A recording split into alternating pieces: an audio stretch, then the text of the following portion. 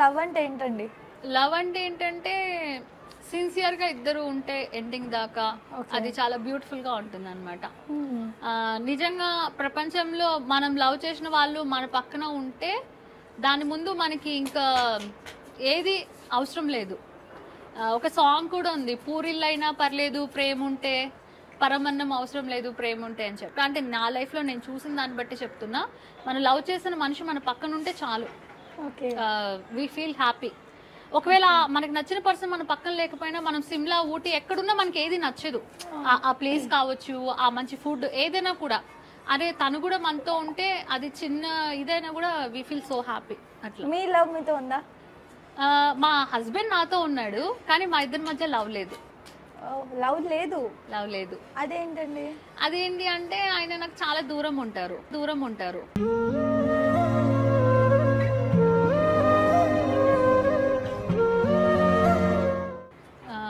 మేము పక్కన పడుకోవడం కానీ, పక్కన కూర్చోవడం కానీ, ఒక స్మైల్ చేసుకోవడం కానీ, ఇట్లా జస్ట్ ఇట్లా హ్యాండ్ పట్టుకోవడం కానీ అవేమి ఉండవు. ఆయన చాలా రిజర్వ్డ్గా ఉంటారు.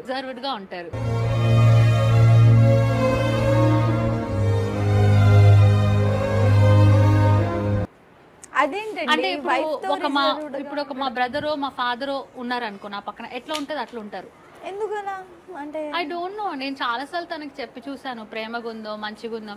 ఇప్పుడు ఏదైనా ఫిజికల్ టచ్ అనేది కూడా చాలా ఇంపార్టెంట్. అందుకే కదా బేబీ పుడితే కూడా మదర్ ఫీడ్ చేయాలి. ఆ టచ్ తోటే లవ్ ఇంకా ఎక్కువ అవుతుంది.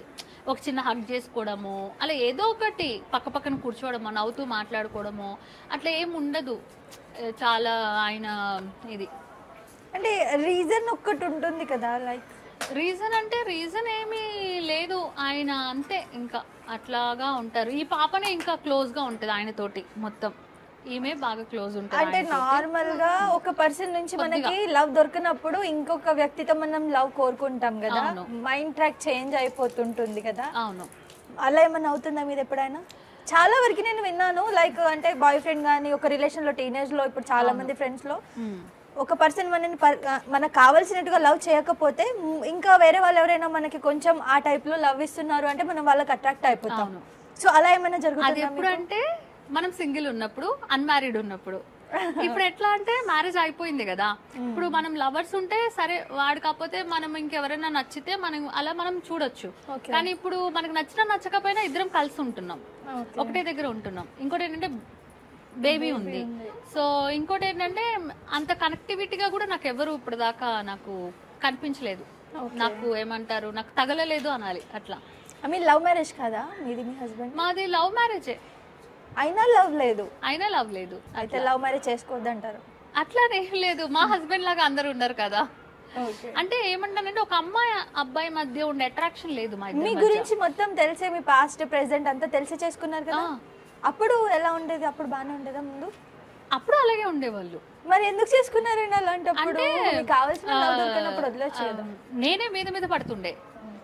సో ఆయన కూడా పడతాడేమో అనుకున్నా, బట్ ఆయన అలాగే ఉన్నారు.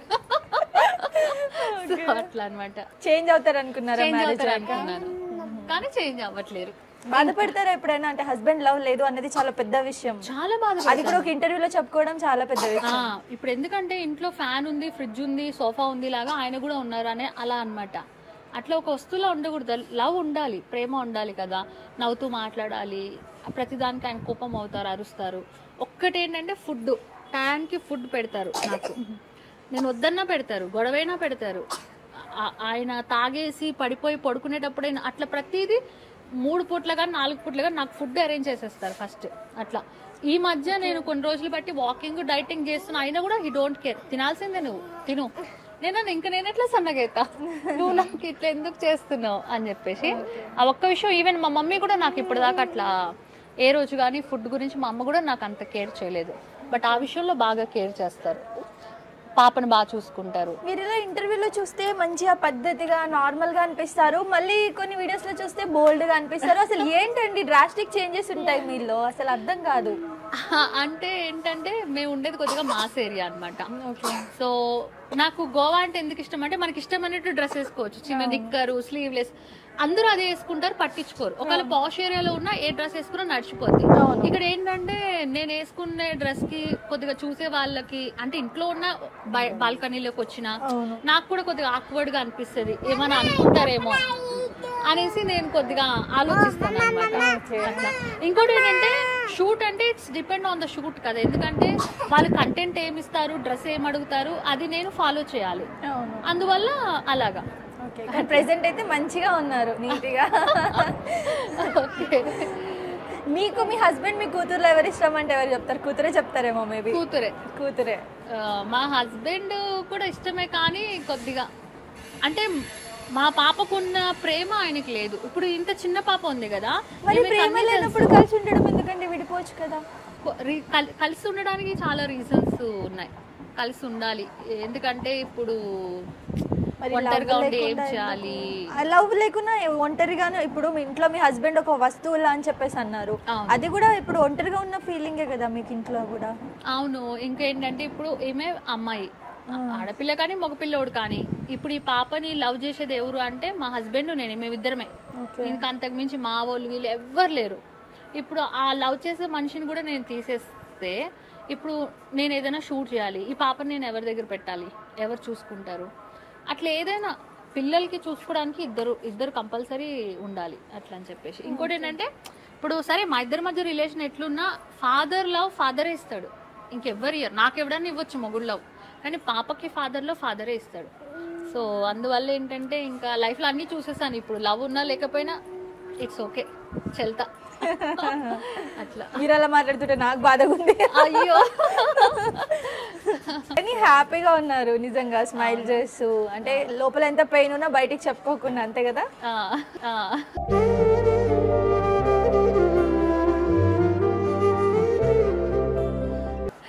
మీరు ఎక్కువ ఏం కుక్ చేస్తారంటే ఒక వస్తువు ఇది బాగా చేసుకుంటాం ఇంట్లో అన్నట్టు? కుకింగ్ నేనా ఆయన?